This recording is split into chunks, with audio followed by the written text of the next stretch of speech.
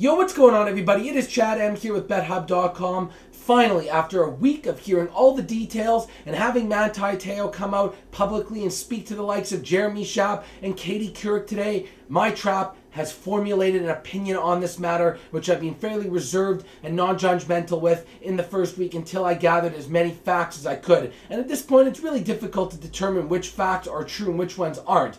But nonetheless, I still do have an opinion. And today it was all sort of finalized when I heard the audio messages that were on the cell phone of Manti Te'o that he played on the Katie Couric interview, and they were actually the voice of this Ronnie Tuiasosopo. And I'll get to him at the very end because he is the real scum in all this.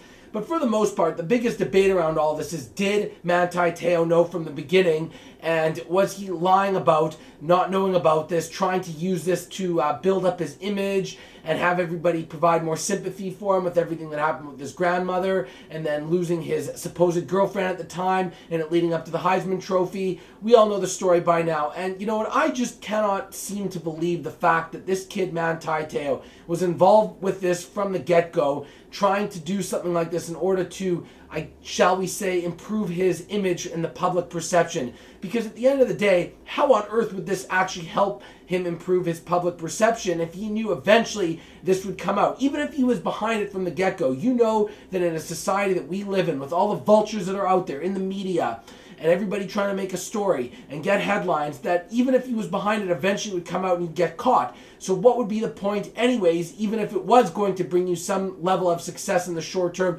i.e. maybe getting a little bit more sympathy towards the Heisman votes, and then that results in getting a better draft pick and then making more money from it? I truly believe that this guy got duped from the get-go. And then what happened was he did find out legitimately back on December 6th, a couple nights before the Heisman Trophy Awards were handed out.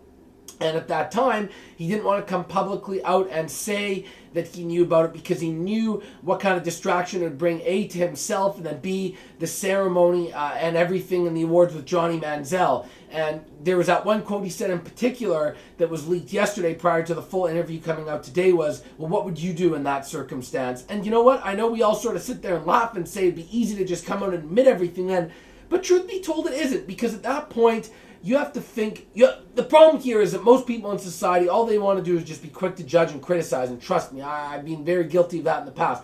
But the best way to analyze the situation is just put yourself in his shoes for a couple of seconds. You just found out about this. You've been on an absolute emotional roller coaster for the last number of months. You know that eventually people are going to find out. So maybe what's the big deal if you BS for a couple more days? Because all it would do is turn the Heisman Trophy thing into a complete drilling session of the media going towards Manti Te'o, and it would take away from the success of his Notre Dame team in the regular season, and then it would also take away from the great moment from Johnny Manziel. So fine, you let the kid get away for it for a couple days. Maybe he knew about it, which I do believe, on that night, and gave a little fake BS interview when he was having all those questions prior to the actual ceremony. And you know what, if you want to hold that against him as a character flaw, then so be it. But I don't think it's the end of the world. To me, I view that more as like a little white lie, a little bit of a fib. It's not like, in my opinion, he had known about this for months and it was just part of the story to continue.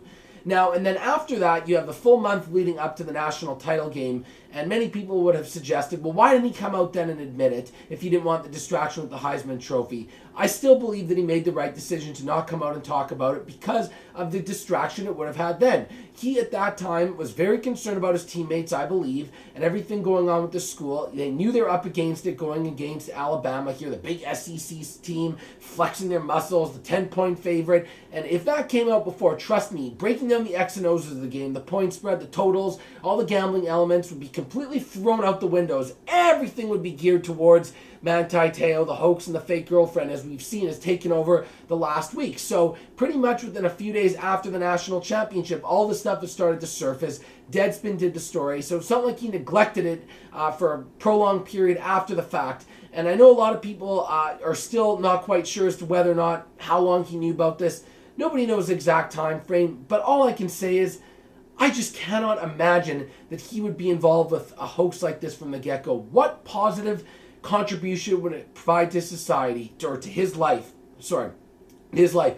All I can say here is that this guy obviously is not that intelligent. His emotions got played with.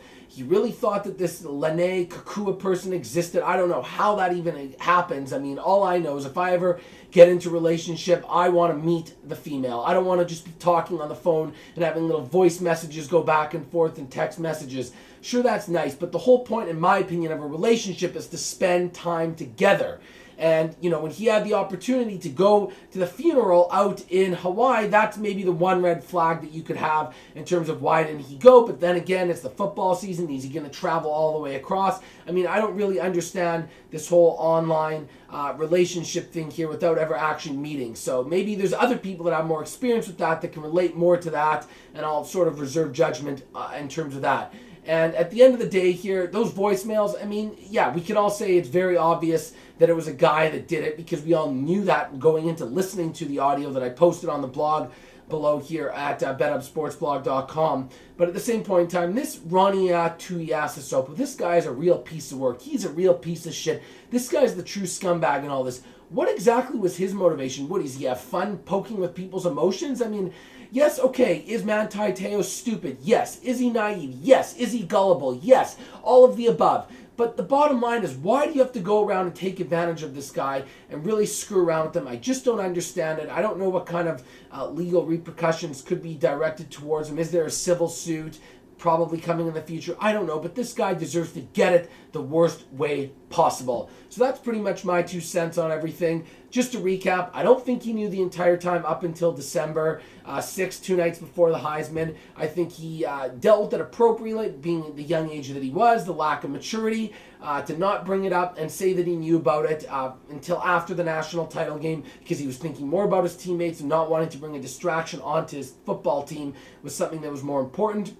And in terms of how this affects his draft stock moving forward, yeah, he will definitely take a hit because at the end of the day, when general managers are determining which players they want to put in their organization, they like to know that they have strong character traits with their players, and they want to try to eliminate any doubt. But at the end of the day, given what we've seen here in the NFL throughout its history in terms of the character issues with certain players, I don't think that's that big of a deal. We've seen people that have been convicted of felony crimes that have been in the NFL. We've seen far worse activities take place in society where they've still been drafted and had an opportunity. At the end of the day here, when it comes to playing in the NFL, if you can tackle, you can hit the quarterback, you can make plays on the defensive side of the ball, someone's eventually going to give you a chance. And if you continue to play well on the field, all the extracurricular activities off the field that might have a bit of a dark cloud looming over you will soon be pushed further and further behind in people's memories. And I think that's what will happen with Manti Te'o, because at the end of the day, he's still a very good linebacker, and he still will get drafted maybe a little bit later than had projected earlier, but nonetheless, he still should have a flourishing NFL career. And hopefully he takes this as a great learning example in terms of not being so easy to trust other people and maybe just question things a little bit more in society instead of taking things for granted all the time. And, if you want to meet somebody online, just do a little bit more investigating, demand to see more pictures, try to meet up with them, have more conversations. I don't know, try a Skype conversation with the person, things of that nature that would really help have a little bit more validity behind the person who you thought was on the phone for that long. Chad M, a rant here with BetHub.com. Check out the link below. Sign up for your account. Get on there. Bet your friends. Create your own bets. Check out the new look of the website. We've got sort of the social media Facebook element going on with things. And get out there. Hockey season's going on. Bet on some pucks. That's where it's going down.